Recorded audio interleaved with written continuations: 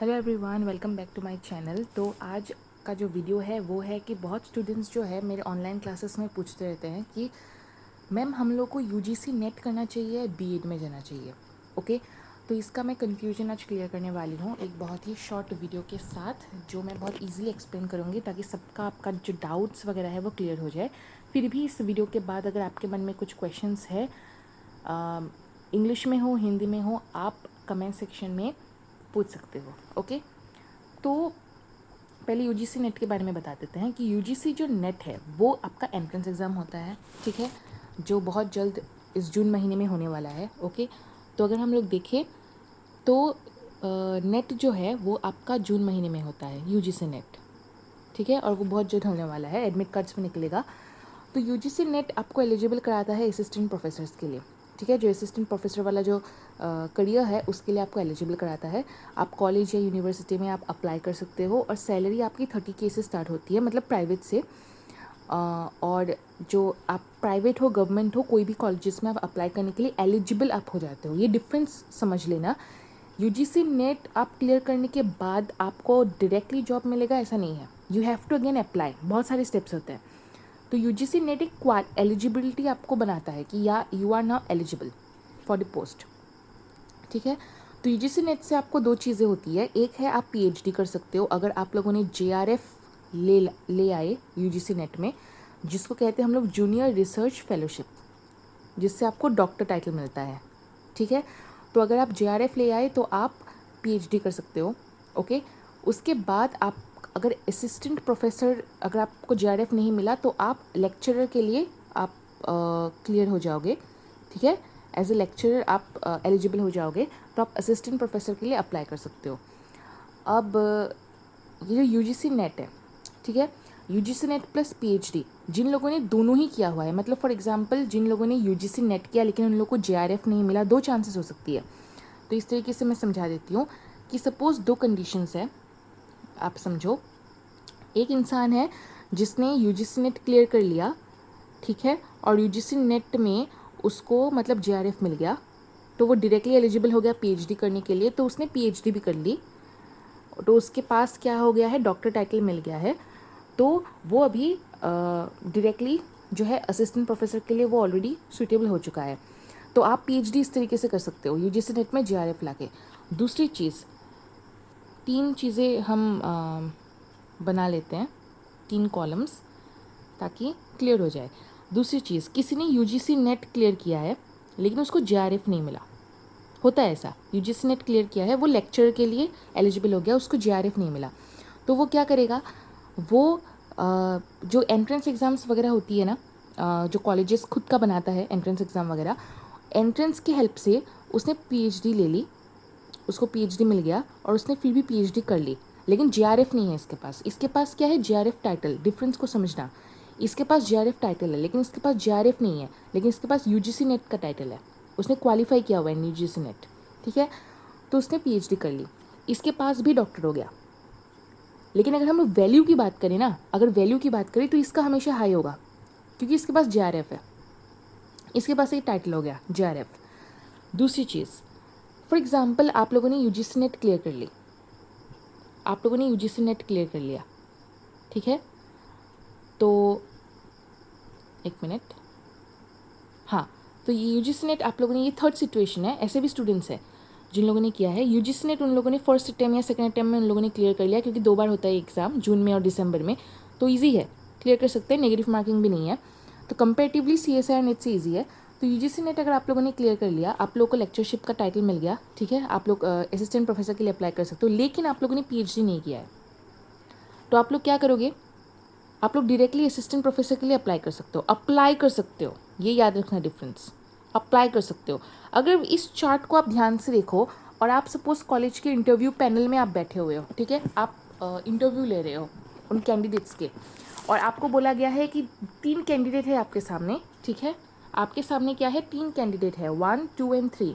आपको इन तीनों में से किसी एक को चूज़ करना है अपनी यूनिवर्सिटी के लिए, जो प्रोफेसर बना, जो मतलब असिस्टेंट प्रोफेसर के लिए वो एलिजिबल है, तीनों ही असिस्टेंट प्रोफेसर के लिए एलिजिबल है, ये समझ लेना, लेकिन तीनों के क्वालिफिकेशन अलग अलग है, ठीक है। इन दोनों ने 1 और 2 ने PhD करके रखा है और 3 ने नहीं किया है, वो डिफरेंस है। तो आप किसको लोगे? अब इसमें देख देख के ही आपको पता चल गया है कि जो नंबर 1 है ना, जो नंबर 1 है ये वाला इसको डायरेक्टली मिल जाएगा जॉब, क्योंकि इसके पास JRF है और इसके पास PhD है। वैल्यू देखो बात की। जो सेकेंड ऑप्शन है, ठीक है, अगर कंपटीशन कम है, अगर कंपटीशन कम है तो आपको सेकेंड ऑप्शन में भी आपको मिल जाएगा, अगर वैकेंसी ज़्यादा है तो, ठीक है। लेकिन थर्ड जो ऑप्शन है, जिन लोगों ने सिर्फ UGC ही क्लियर किया करके रखा है, उनको भी मिलेगा, ऐसा नहीं कि उनको नहीं मिलेगा, लेकिन चांसेस कम हो जाती है। तो फाइनली अगर थर्ड को भी मिल भी गया तो एक ना एक दिन वो जाके PhD उसको करना ही पड़ेगा, ये आप देख लेना, ठीक है। इस चीज़ को समझो, लोग इस चीज़ को समझते नहीं। तो अगर आप लोगों ने UGC नेट कर लिया है, UGC नेट कर लिया है और अगर आप लोग को UGC नेट करने के बाद अगर आप लेक्चरशिप के लिए एलिजिबल हो गए हो, तो किसी एक समय में एक आएगा टाइम जहाँ पे आपको PhD करना पड़ेगा। क्यों करना पड़ेगा मैं बताती हूँ। क्योंकि जब आप UGC नेट करते हो then you are eligible for assistant professor only, लेकिन इसके बाद प्रमोशंस होते हैं जो आपको नहीं मिलेगा अगर आप लोगों ने PhD नहीं किया है। तो इसके बाद आप लोग को एसोसिएट प्रोफेसर बनाएंगे, ओके, एसोसिएट प्रोफेसर बनाते हैं, उसके बाद आप प्रोफेसर बनते हो, ओके। ये आपको, ये जो हायरार्की है ये आपको जानना है। फिर और प्रमोशन मिल जाएगा तो डीन भी बन जाओगे, ओके। और इनमें से ही कोई एक HOD बन जाएगा अपने डिपार्टमेंट का। जनरली एक एसोसिएट प्रोफेसर को ही बनाते हैं, ओके, एक एसोसिएट प्रोफेसर को ही HOD बनाते हैं। तो इस तरीके से आपका प्रमोशन होता है, चाहे आप प्राइवेट में काम करो चाहे आप गवर्नमेंट में काम करो। अब गवर्नमेंट वाला फंडा जो है वो मैं बता देती हूँ क्या होता है। सपोज़ आप लोगों ने UGC नेट क्लियर किया, आपके पास है UGC नेट, ठीक है, आपके पास UGC नेट है, आपके पास सपोज मैंने मान ली PhD है, आप कर रहे हो PhD ऑन गोइंग, कंप्लीट नहीं हुआ है, ऑन गोइंग, जैसे एडमिशन लेके रखा है, आप लोग कर रहे हो, पार्ट टाइम हो फुल टाइम हो जैसे भी हो। मान लो आप लोग का टारगेट है कि मेरे को प्राइवेट में नहीं करना, मेरे को गवर्नमेंट जॉब ही करना है, मेरे को गवर्नमेंट जो है यूनिवर्सिटी या कॉलेज में करना है, तो आपको एक अलग सा एंट्रेंस देना पड़ता है, ओके। एंट्रेंस या आप मान लो इंटरव्यू होगा, ठीक है, क्योंकि कंपटीशन बहुत ज़्यादा है। गवर्नमेंट की वैकेंसी निकलती ही आपको हार्डली 2 निकलेंगे या 3 निकलेंगे अपने सब्जेक्ट्स में, क्योंकि सारे वो रिटायरमेंट के बाद ही कोई नया आएगा, तो इसलिए आपको बहुत वेट करना पड़ता है। लेकिन गवर्नमेंट में मिल जाएगा तो आपकी सैलरी डायरेक्टली 45 से आता है, ठीक है। लेकिन अगर आप प्राइवेट में करते हो तो आपकी सैलरी शुरू होती है 30 से। लेकिन ये जो आपकी सैलरी स्ट्रक्चर है ना, ये भी डिपेंड करेगा आपका इसके साथ। अब अगर आप 1 2 3 को अच्छे से देखो, इसको मैं मिटा देती हूँ, अगर आप इन तीनों को अच्छे से देखोगे तो आप डायरेक्टली बोलोगे कि जो 1 है इसको सैलरी सबसे ज़्यादा मिलेगी, इसको सैलरी सबसे ज़्यादा मिलेगी, 2 को उससे थोड़ा सा कम मिलेगा, और जो 3 है इसको सबसे कम मिलेगा, क्योंकि एक बहाना हो जाएगा कि इसके पास PhD नहीं है, ओके। तो ये डिफरेंसेस आती है। तो ये है आपका UGC नेट, आप कर सकते हो, नो प्रॉब्लम। अगर आपको स्कूल कॉलेजेस में करने का मन है तो इस तरीके से मैंने यहाँ पे लिखा हुआ है, वॉक इन इंटरव्यू होता है, एंट्रेंस देना पड़ता है, किसी किसी में एंट्रेंस लेता है। जैसे फॉर एग्जांपल मैं असम की हूँ, तो असम में आपका APSC जो बोर्ड है, स्टेट PSC, ठीक है, वो बहुत सारे असिस्टेंट प्रोफेसर्स के एंट्रेंस एग्ज़ाम कंडक्ट कराती है। तो जो लोग असम से हो कमेंट में डालना, आप लोग वो अपडेट लेते रहो APSC के वेबसाइट में। वहाँ पे अगर आप लोगों ने UGC नेट, CSIR नेट, कोई भी नेट अगर आपने क्लियर करके रखा है तो आप APSC जब भी वो बोलेगा इंटरव्यू लेगा या एंट्रेंस एग्ज़ाम लेगा, आप अप्लाई कर देना डायरेक्टली, ओके। अब दूसरी चीज़ जो वो होती है B.Ed वाली। अब B.Ed जो है वो एक्चुअली एक डिग्री है, it's not an entrance exam, B.Ed is a degree. तो मान लो आप लोगों ने BSc कर लिया हो, आप लोगों ने बैचलर कर लिया हो, ठीक है, चाहे वो BSc हो, चाहे वो BA हो, चाहे वो BCom हो, फ़र्क नहीं पड़ता, आपको B.Ed करना ही पड़ेगा अगर आपको स्कूल एंड कॉलेजेस में अगर आपको स्कूल में काम करना है तो जी एंटायरली जो स्कूल वाला प्रोसेस है ना, उसमें आता है B.Ed, bachelor of education, okay.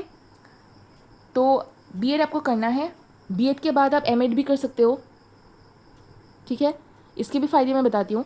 तो B.Ed जो है वो आप स्कूल वगैरह में आप अप्लाई कर सकते हो। B.Ed की सैलरी, टीचर्स की सैलरी ज़्यादा होती है एक्चुअली, क्योंकि उनका प्रोसेस काफ़ी लेंदी होता है देन कॉलेजेस वाले। तो जैसे बहुत सारे प्राइवेट कॉलेजेस हो गया हो, वो मानते हैं कि अगर आपका क्वालिफिकेशन अच्छा है, अगर आप स्टूडेंट्स को अच्छे से समझा सकते हो, तो आपको कम सैलरी में भी वो आपको रख लेंगे अपने कॉलेजेस में। स्कूल में भी ऐसे होते हैं, 8,000 10,000 सैलरी में भी रख देते हैं स्कूल कॉलेज, मतलब स्कूल में, प्राइवेट स्कूल्स में। लेकिन वो लोग बीएड मांगते हैं। आजकल प्राइवेट स्कूल सारे जो है बीएड मांगेंगे ही। You have to give BEd. जो एकदम न्यूली जो एस्टेब्लिश स्कूल्स होंगे, जिनको बस एस्टेब्लिश अभी करना ही है, वो लोग बीएड नहीं मांग सकते, वो लोग नहीं मांगेंगे। लेकिन ठीक नहीं है, उनका वो भी मांग सकते। लेकिन बीएड जो है आपको एलिजिबल करता है स्कूल टीचर होने का। तो स्कूल टीचर्स जो है उनकी सैलरी काफ़ी ज़्यादा है अगर आप प्रोफेसर्स के साथ कंपेयर करो तो, ठीक है। और गवर्नमेंट अगर स्कूल टीचर हो गया तो बहुत ही बढ़िया है, क्योंकि उनका और सैलरी ज़्यादा होता है। तो आप जब बीएड कर लेते हो तो आप बीएड के जो लास्ट सेमेस्टर होती है ना, बीएड की जो लास्ट सेमेस्टर होती है, वहाँ से आप एलिजिबल हो जाते हो टेट एग्ज़ाम देने के लिए, लास्ट सेमेस्टर से, ठीक है। क्या एग्ज़ाम दोगे आप? टेट एग्ज़ाम, टीईटी, टीचर्स का होता है ये। तो बीएड अगर कंप्लीट हो गया है उसके बाद भी दे सकते हो। बीएड अगर आप लास्ट सेमेस्टर में हो तब भी आप दे सकते हो। 2 साल का होता है बीएड, ठीक है। उसके बाद टेट एग्ज़ाम देने के बाद आप एलिजिबल हो जाते हो गवर्नमेंट स्कूल्स को अप्लाई करने के लिए। ये है फंडा बीएड का, ठीक है। तो बीएड एक डिग्री है, उसके बाद आपको एंट्रेंस देना ही पड़ेगा। बीएड करने के बाद आपको प्राइवेट स्कूल्स में आप अप्लाई कर सकते हो एज ए टीचर, और अगर आपको गवर्नमेंट में देना है तो आपको टेट करना पड़ेगा। ये आसाम के लिए है टेट। तो ये इसको मैं थोड़ा सा डिटेल्स में समझा देती हूँ, बीएड वाला किस्सा।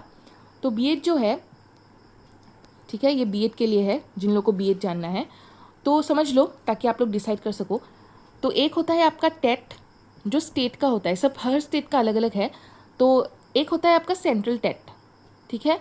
वो आप जितने भी आपके सेंट्रल स्कूल्स वगैरह होते हैं ना, जैसे आपका केवीज हो गया हो, केंद्रीय विद्यालय, आपके नवोदय विद्यालय, आपके आर्मी स्कूल वगैरह, वो सारे सीटेट में आते हैं। तो ये मत समझना कि अगर आप लोगों ने सीटेट को क्लियर कर लिया तो आप लोग को इन तीनों मतलब स्कूल्स में आपको मतलब वो मिल जाएगा, टीचर बनने का नहीं मिलेगा। क्योंकि केवी और एनवी हो या आर्मी हो, इन लोगों का अपना अपना एंट्रेंस एग्ज़ाम होता है। तो मतलब आप ऐसे समझो, आपने पहले बीएड किया, उसके बाद आपने सीटेट क्लियर किया, फिर आपको इन तीनों में से जिन स्कूल में आपको जाना है उसका एंट्रेंस आपको क्लियर किया, तो 3 आपको देना है। प्रोसेस काफ़ी लेंदी होता है टीचर का, क्योंकि दे आर द फाउंडेशन। कोई भी स्टूडेंट हो पहले स्कूल क्लियर करेगा, उसके बाद कॉलेज यूनिवर्सिटी में जाता है, इसलिए टीचर्स का इतना लेंदी होता है, काफ़ी स्ट्रिक्ट होता है। तो ये 3 प्रोसेस आपको क्लियर करना है अगर आपको सेंट्रल स्कूल वगैरह में पढ़ाना है, सेंट्रल गवर्नमेंट अगर आपको जॉब चाहिए टीचिंग लाइन में। अगर आप स्टेट गवर्नमेंट है तो असम का मैं बोल देती हूँ, तो असम में टेट होता है, ठीक है। टेट पास करने के बाद आपका जो स्कोर होगा, उस तरीके से जब वैकेंसी आती रहेगी आपको अप्लाई करते रहना है स्कूल्स में। उसके बाद आपको एंट्रेंस नहीं देना, TET is only the entrance BEd के बाद। तो मतलब डायरेक्टली बीएड के बाद यू कैन गिव टेट, ये असम के लिए है, ठीक है। तो उसके बाद स्कूल्स में आप अप्लाई करते रहो जहाँ जहाँ वैकेंसी आएगा, ठीक है। तो बहुत सारे स्कूल्स खुल चुके हैं असम में भी, बहुत मतलब अभी टेट का एग्ज़ाम होने वाला है असम में भी, एडमिट कार्ड रिलीज़ होगा या आई थिंक हो चुका है, असम टेट जो देने वाले हैं, और सीटेट का भी आई थिंक हो चुका है। तो अपडेट लेते रहना, जो लोग देने वाले हो। सीटेट का भी अभी एग्ज़ाम होने वाला है। तो ये है आपका बीएड वगैरह का ये जो किस्सा था। अभी कौन सा बेटर है?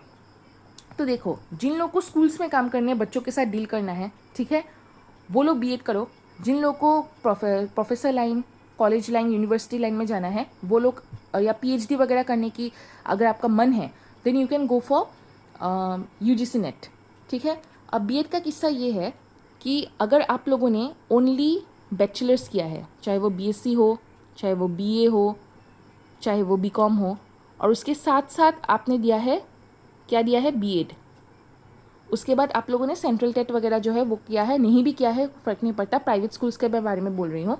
सेंट्रल टेट दोगे तो डायरेक्टली आप गवर्नमेंट जॉब के लिए एलिजिबल हो जाओगे। लेकिन अगर आप प्राइवेट भी करते हो तभी बीएड करने के बाद आप बन जाते हो एलिजिबल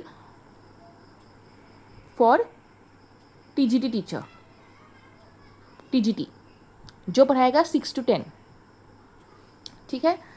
अगर आप लोगों ने किया है मास्टर्स,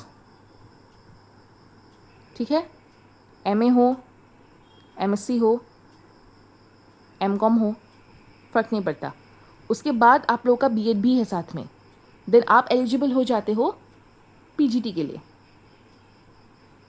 ओके, तो आप 11-12 को पढ़ाते हो। लेकिन और एक डिग्री है बीएड के साथ, सभी लोगों ने सुना होगा, bachelor of elementary education, BElEd, सुना होगा। इसका डिप्लोमा भी आता है जिसको डीएलएड कहते हैं। ओके, तो डिप्लोमा आपका आई थिंक 2 साल का होता है, और बैचलर्स जो है वो अभी 4 साल का कर दिया है। ठीक है, मतलब अभी सारे जितने भी बीएड वगैरह है सब 4 साल का हो चुका है। बीएड भी आपका 4 इयर्स का ही हो चुका है। ओके, पहले था 2 साल का, अभी 4 इयर्स का हो चुका है। और डीएलएड जो डिप्लोमा होगा वो आपका 2 साल का होगा। ओके, तो ये अगर आप करते हो और उसके बाद अगर आप मतलब अप्लाई करोगे, तब आप ये करने के बाद इसके पास साथ आपका डिग्री भी होगा। ठीक है, तो चाहे आप बीएससी करो चाहे आप एमएससी करो, लेकिन आपकी डिग्री क्या है, एलिमेंट्री एजुकेशन वाली, तो इसलिए आप 1 to 5 ही पढ़ाओगे। प्राइमरी के लिए आप एलिजिबल हो, लेकिन आपका जो सैलरी स्ट्रक्चर है वो आपकी डिग्री के ऊपर डिपेंड करेगा। मतलब इस तरीके से समझो कि एमएससी वाले ऊपर रहेंगे, बीएससी वाले थोड़े से नीचे रहेंगे, मतलब बैचलर्स और मास्टर्स में बोल रही हूँ। तो जिन लोगों ने मास्टर्स किया है उनकी सैलरी थोड़ी बढ़ेगी, बैचलर्स वाले थोड़ी से कम उनको मिलेगा, इस तरीके से है। तो ये आपका स्ट्रक्चर रहता है बीएलएड का। तो बीएलएड करने के बाद भी आप सीटेट दे सकते हो। ठीक है, सीटेट दे के आप जो मैंने स्कूल्स बोले थे, केवी, एनवी, आर्मी, इन सभी में आप बीएलएड करके भी या डीएलएड करके भी आप इजीली अप्लाई कर सकते हो फॉर 1 to 5 क्लासेस के को पढ़ाने के लिए। और असम में भी सेम चीज़ है, बीएलएड या डीएलएड करके आप टेट क्लियर करोगे, टेट एग्ज़ाम, उसके बाद फिर आप 1 to 5 के लिए एलिजिबल हो जाओगे। तो ये था फंडा दोनों का। तो अगर मेरे को पर्सनली पूछो तो देखो, मैंने खुद मास्टर्स किया हुआ है। ओके, मैंने पीएचडी नहीं चूज़ किया, मुझे पीएचडी नहीं करना था, तो मैं, लेकिन मेरा यूजीसी और सीएसआई नेट दोनों क्लियर है। ठीक है, तो मेरे को जेआरएफ भी मिला हुआ था यूजीसी नेट में। और अगर आपको अगर पीएचडी करना है, मेरा मिस हो गया वो चांस क्योंकि मुझको करना नहीं था तो मेरा मिस हुआ। लेकिन जिन लोगों को पीएचडी करना है ना यूजीसी नेट करने के बाद, ये वाला जेआरएफ, तो जिन लोगों को जेआरएफ मिलेगा यूजीसी नेट करने के बाद, पैसे कितने मिलेंगे वो बता देते हैं। अभी आते हैं आपको 38,000 मिलता है अभी एवरी मंथ, अगर आप जेआरएफ मिलते हैं तो। और जेआरएफ सारे टॉपर्स को मिलते हैं, यूजीसी नेट और सीएसआई नेट, कोई भी नेट ले लो उसके टॉपर को। ठीक है, तो ये आपका स्ट्रक्चर था यूजीसी नेट और बीएड का। तो अगर आप लोगों को असिस्टेंट प्रोफेसर के लाइन में जाना है, अगर आपको पीएचडी का शौक है, अगर आप जूनियर रिसर्च फेलोशिप अर्न करना चाहते हो, डॉक्टर टाइटल आप चाहते हो, और अगर आप गवर्नमेंट कॉलेज या प्राइवेट कॉलेजेस में काम करना चाहते हो, बेझिझक यूजीसी नेट या सीएसआई नेट का प्रिपरेशन करें, उस एग्ज़ाम को क्लियर करें, जेआरएफ लाए, और उसके बाद अपना पीएचडी करो।